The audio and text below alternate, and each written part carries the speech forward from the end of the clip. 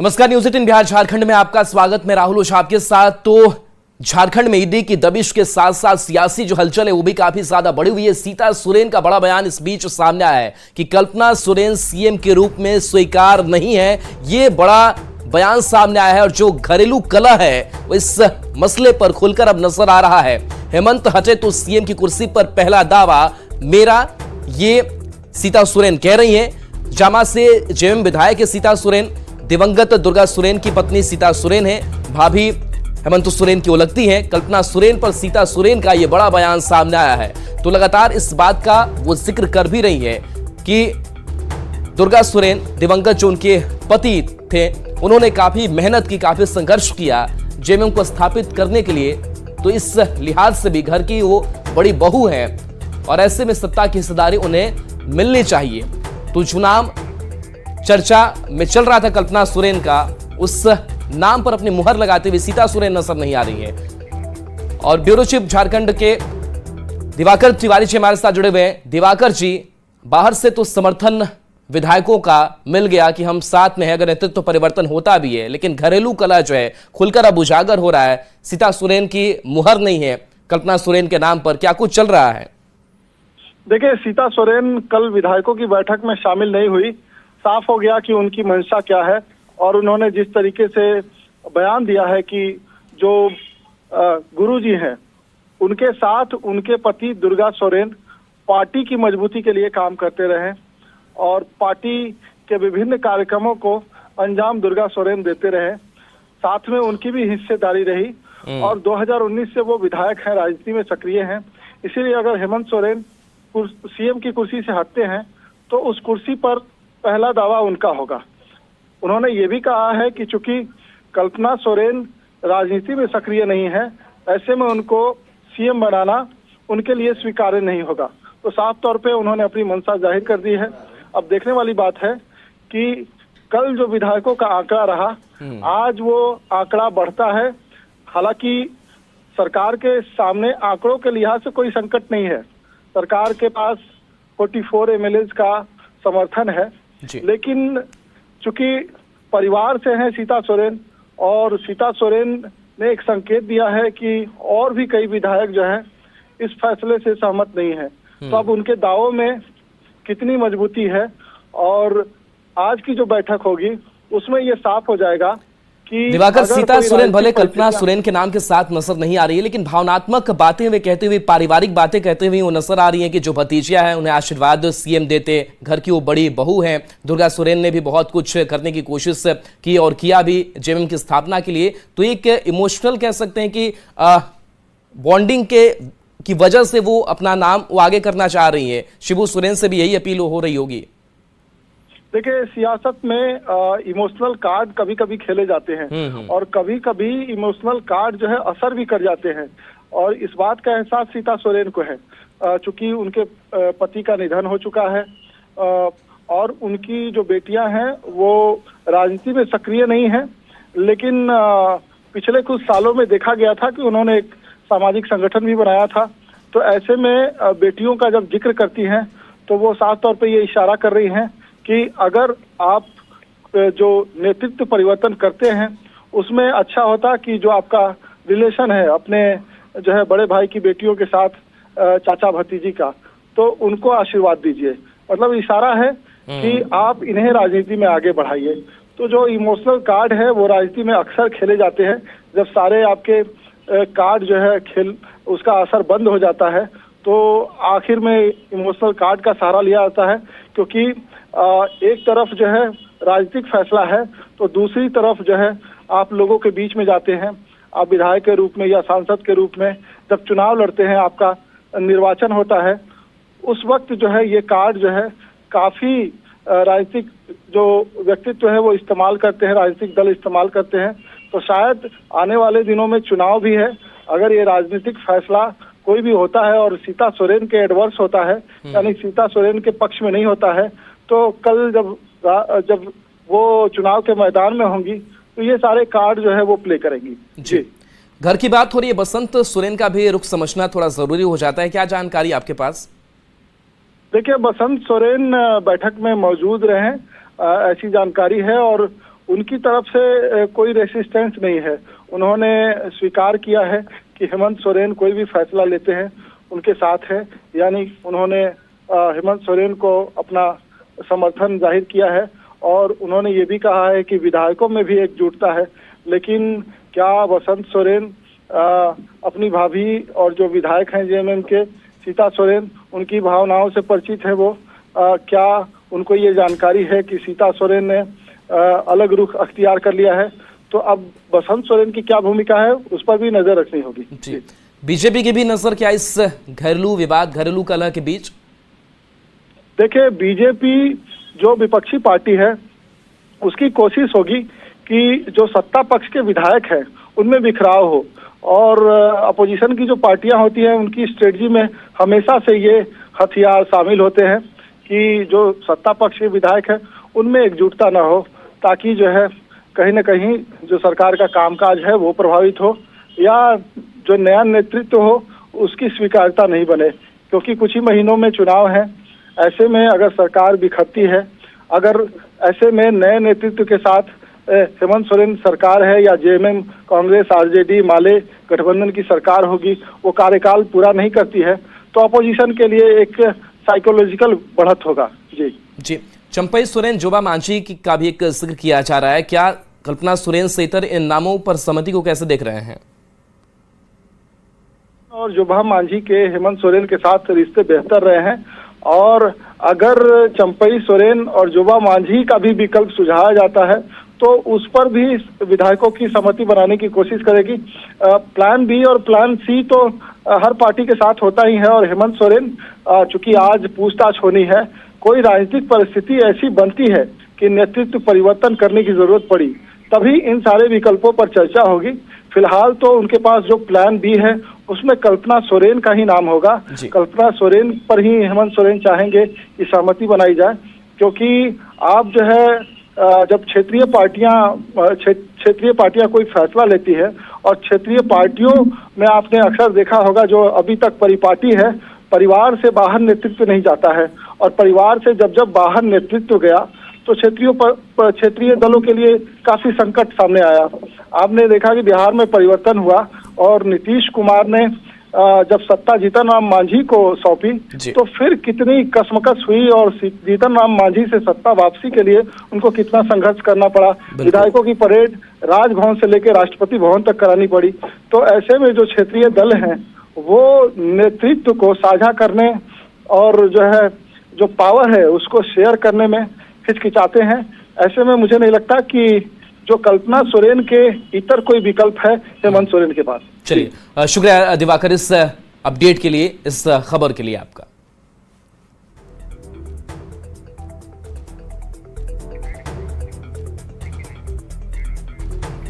बढ़िया के जेएमएम सांसद महुआ मांझी ने कल्पना सोरेन के नाम पर कहा है कि अभी वे कुछ नहीं कह सकती, उन्होंने अभी सोचने का वक्त मांगा है। बता दें कि कल सभी विधायकों ने मुख्यमंत्री हेमंत सोरेन के हर फैसले के साथ रहने की बात कही थी। अभी इस बारे में कोई बात नहीं हुई है, जैसी परिस्थिति होगी उस पर ही। जेएमएम के विधायकों से बात हुई तो उन्होंने कहा कि हम लोग 200% रहेंगे कल्पना सोरेन के साथ में, मुख्यमंत्री के साथ में रहेंगे। आपका क्या? हाँ, सब लोगों ने कल तो यही कहा है कि माननीय मुख्यमंत्री जी के साथ हम लोग हैं, सब लोग हैं और आगे भी रहेंगे। सभी विधायकों के लिए आज सीएम की तरफ से क्या निर्देश है, कहाँ रहने के लिए कहा गया है? नहीं, ऐसा कोई निर्देश नहीं है, लेकिन हम लोग एक समर्थन के रूप में हम लोग यहाँ रहेंगे, क्योंकि पार्टी के हमारे कार्यकारी अध्यक्ष भी हैं और हम सभी एकजुट हैं, एक ताकत बनती है, एक मनोबल बढ़ता है। क्या महुआ मांझी कल्पना सोरेन के नाम पर सहमति जता रही है? मैं अभी इस पर इतनी जल्दी कुछ बोलना नहीं चाहती, बाद में मैं इस पर अपना बयान दूंगी। हाँ, तो ईडी की दबिश के साथ साथ सियासी हलचल भी झारखंड की रांची की बढ़ी हुई है, और हमारे साथ गौरव और अविनाश हमारे से जुड़े हैं। अविनाश, आपके पास आना चाहेंगे सीएम आवास की अगर बात करें, क्योंकि सीएम आवास ईडी की जो टीम है वो पहुंचनी है, उधर जो घरेलू कला है वो भी देखने को मिल रहा है। कल्पना सोरेन का नाम को लेकर के जो चर्चा आई और उस बीच सीता सोरेन ने विरोध जताया। लेकिन अगर हम बात करें ईडी की कार्रवाई की, तो इसको लेकर क्या हलचल, क्या अपडेट आपके पास?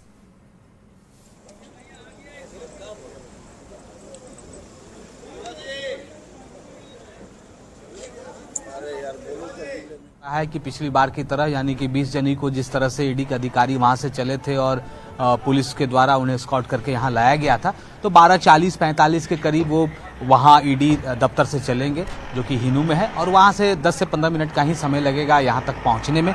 तो ये एक तैयारी हम कह सकते हैं कि पहले से है। दूसरी जो एक अभी आपको जो है सीएम आवास के बाहर की तस्वीर आपको दिखा दे, और खासकर हमारे जो दर्शक हैं वो सोच रहे होंगे कि अगर सीएम आवास के बाहर की क्या इस वक्त तस्वीर है, क्या नज़ारा है, तो वो देखना ज़रूरी है। पुलिस के जो जवान हैं, पुलिस के जो पदाधिकारी हैं, लगातार यहाँ अपना मोर्चा संभाले हुए हैं।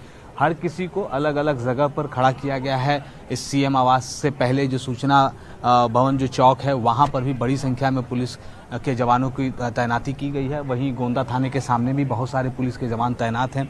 जो बाहर ये अभी आप जो दृश्य देख रहे हैं, ये मुख्यमंत्री आवास का ये गेट है, और इसी गेट से होकर ईडी के अधिकारी को अंदर जाना है। पिछली बार इसी गेट पर अविनाश विधायक भी पहुंचने वाले थे, क्या उनकी भी मौजूदगी हो रही है? कुछ उसको लेकर के हलचल नजर आ रही है? नहीं, विधायकों की मौजूदगी हो रही है, और लगातार जो विधायक हैं, सत्ताधारी दल के जो विधायक हैं वो लगातार आ रहे हैं। लेकिन आपको दिखा दें, और इस बात को समझने की भी ज़रूरत है, जो लोग आज तक अगर रांची नहीं आए हों और मुख्यमंत्री आवास को नहीं जानते हों, ये जो अभी आप देख रहे हैं गेट, इस गेट को मैं दिखाना चाहूँगा कि यहाँ इसी आवास में मुख्यमंत्री हेमंत सोरेन रहते हैं, और नेता प्रतिपक्ष जब थे तब वो इसी आवास में रहते थे, और मुख्यमंत्री बनने के बाद भी उन्होंने जो बगल का आवास है, जो एकदम ठीक सटा हुआ, एक ही दीवार हम कह सकते हैं कि दीवार के इस तरफ और दूसरी तरफ की बात है, तो जो बगल का आवास है वो सरकारी तौर पर मुख्यमंत्री आवास घोषित है। उसी आवास में जो अब आप देख पा रहे हैं, उसी आवास में जो सत्ताधारी दल के जो विधायक हैं वो अभी वहां पर सभी लोग एकजुट हो रहे हैं। और अब जैसा कि पिछली बार भी देखने को मिला था, आपको याद होगा कि मुख्यमंत्री हेमंत सोरेन के समर्थन में ये तमाम लोग उतनी देर तक बैठे रहेंगे जितनी देर तक ईडी के अधिकारियों के द्वारा सीएम चल बिल्कुल आएंगे आपके पास। सीएम आवास के बाद की जो सुरक्षा है वो कड़ी कर दी गई है। पुलिस अधिकारियों का मजबूत पहरा यहां पर है। पुलिस के जवान लगातार गश्त कर रहे हैं। ईडी की टीम सीएम से पूछताछ करेगी, और इसी के मद्देनजर सुरक्षा व्यवस्था कड़ी कर दी गई है। जमीन से जुड़े मामले में पूछताछ होनी है, और इसको लेकर के तस्वीर भी हम आपको दिखा रहे थे, जहां पर आपने देखा कि पुलिस अधिकारियों का मजबूत पहरा जो है वो नजर आ रहा है। तो पुलिस के जवान लगातार गश्त कर रहे हैं। बता दें कि ईडी की टीम सीएम से पूछताछ आज करने वाली है, और इसी को लेकर के सुरक्षा व्यवस्था कड़ी की गई है। अविनाश हमारे साथ लगातार जुड़े हुए हैं, और देखिए इस बीच एक और बड़ी खबर, ईडी दफ्तर के बाहर जो हलचल है वो तेज है। पुलिस जवानों ने बॉडी कैमरा लगाया है। ईडी के अधिकारी सीएम हाउस जाएंगे तो डीएसपी के नेतृत्व में अधिकारी जाएंगे, तो सीएम आवास से लेकर के ईडी दफ्तर तक की हलचल काफी ज्यादा बढ़ी हुई है। और जो जानकारी सामने आ रही है कि थोड़ी देर में ईडी के अधिकारी सीएम हाउस पहुंच जाएंगे, डीएसपी के नेतृत्व में अधिकारी सीएम हाउस जाएंगे, और ईडी के काफिले में 11 गाड़ी हो सकती है। और चलिए गौरव झा भी हमारे साथ जुड़े हुए हैं। गौरव, कितनी देर में ईडी की टीम निकलेगी? क्या हलचल, क्या अपडेट आपके पास?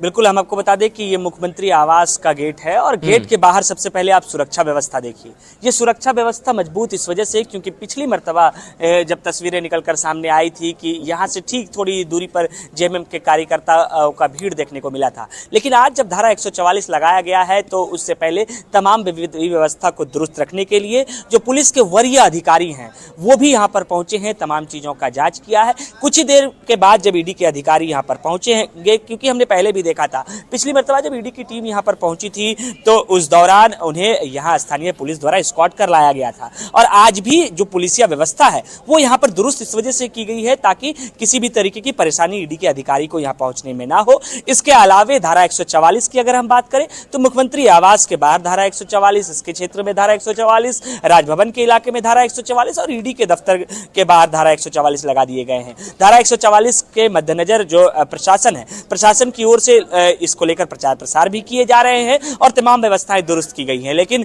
इसके अलावे दूसरी खबर जो हमें लगातार जो विधायकों को यहाँ पहुंचने का सिलसिला है वो चल रहा है, लेकिन अभी बहुत नहीं विधायक पहुंचे। कुछ विधायक यहाँ पर पहुंचे हैं, कुछ सांसद जैसे कि राज्यसभा सांसद महुआ मांझी यहाँ पर पहुंची है, उनसे भी जब बातचीत हुई थी उन्होंने भी स्पष्ट किया कि किस तरीके से कल की बैठक में क्या कुछ हुई थी और आज समर्थन में किस तरीके से है। सुबह जब हमारी बात समीर मोहंती से हुई थी तो उन्होंने भी स्पष्ट रूप से कहा था कि चाहे निर्णय कुछ भी हो लेकिन वो हेमंत सोरेन के निर्णय के साथ होंगे और सभी विधायकों ने इसकी सहमति भी दी है। इसके अलावा उन्होंने एक जो बड़ी बात कही वो ये कही कि हम 200% कल्पना सोरेन के नाम के साथ भी रहेंगे और सभी इस नाम के साथ रहेंगे। हालांकि इस नाम को आने के बाद विवाद भी शुरू हो गया है। चलिए बिल्कुल, तो विवाद के लिए उसको सुलझाने की कोशिश भी होगी। गौरव बने रही है हमारे साथ, अविनाश आप भी हमारे साथ बने रहिए। तो देखिए, झारखंड के मुख्यमंत्री हेमंत सोरेन से आज दोपहर करीब 1 बजे जांच एजेंसी ईडी उनके आवास में दूसरी पूछताछ करेगी। जांच एजेंसी ईडी की टीम इस पूछताछ में शामिल होगी। मामले की गंभीरता को देखते हुए दिल्ली स्थित ईडी मुख्यालय में कार्यरत एडिशनल डायरेक्टर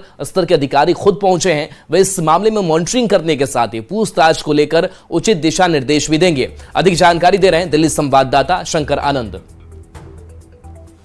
केंद्रीय जांच एजेंसी ईडी यानी प्रवर्तन निदेशालय के द्वारा आज झारखंड के मुख्यमंत्री हेमंत सोरेन से पूछताछ की जाएगी। यह पूछताछ होगी लैंड डील से जुड़े मामले में और उससे आज तकरीबन 1 बजे के लगभग में पूछताछ की प्रक्रिया शुरू होगी। लेकिन जिस तरह से देखा जाए, लैंड डील की अगर बात करें या अन्य मसलों की बात करें, जिस तरह से हेमंत सोरेन का नाम सामने आया और इस मामले में यह जानना बेहद जरूरी है कि आखिर हेमंत सोरेन से पूछताछ क्यों हो रही है। तो इस मामले पर जो हमारे सूत्र बताते हैं कि पिछले कुछ दिनों पहले कई आरोपियों की गिरफ्तारी हुई थी इस लैंड डील मामले में। झारखंड से जुड़े हुए कई जो ब्यूरोक्रेट्स हैं वो जांच एजेंसी के रडार पर आए थे और उन लोगों का जो स्टेटमेंट हुआ था, उसी स्टेटमेंट के आधार पर कई ऐसी जानकारी निकल के सामने आई कि मुख्यमंत्री का जो दफ्तर है वहां से जुड़ा जो कनेक्शन है वो निकल के सामने आ रहा है। लिहाजा इन तमाम मामलों की गंभीरता को देखते हुए उन तमाम इनपुट्स को खंगालने के लिए मुख्यमंत्री हेमंत सोरेन को 10 बार पूछताछ का समन भेजा गया और आज आखिरकार इस मामले में मुख्यमंत्री के द्वारा वक्त दे दिया गया है और वक्त मुकर्रर हुआ है। झारखंड स्थित मुख्यमंत्री के आवास पर जाकर के जांच एजेंसी की टीम पूछताछ करेगी।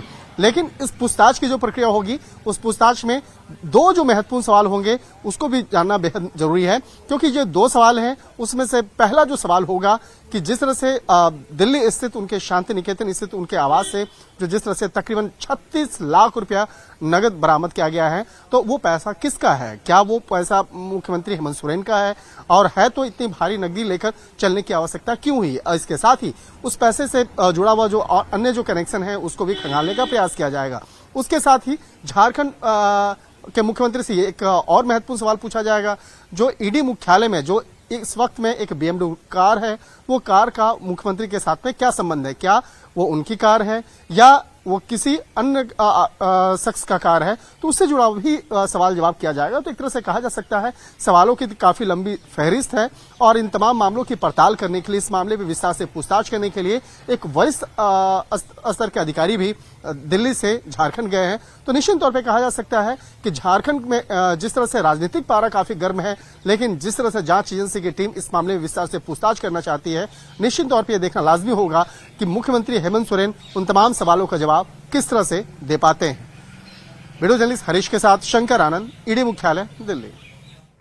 तो देखिए, 1 बजे सीएम हेमंत सोरेन से उनके आवास पर पूछताछ ईडी करने वाली है और इसको लेकर के हलचलें काफी तेज है। इस पूरी हलचल पर हमारी नजर बनी रहेगी। एक ब्रेक का वक्त हो चला है, जल्द वापस आते हैं और अविनाश और गौरव हमारे साथ आप भी बने रहिए।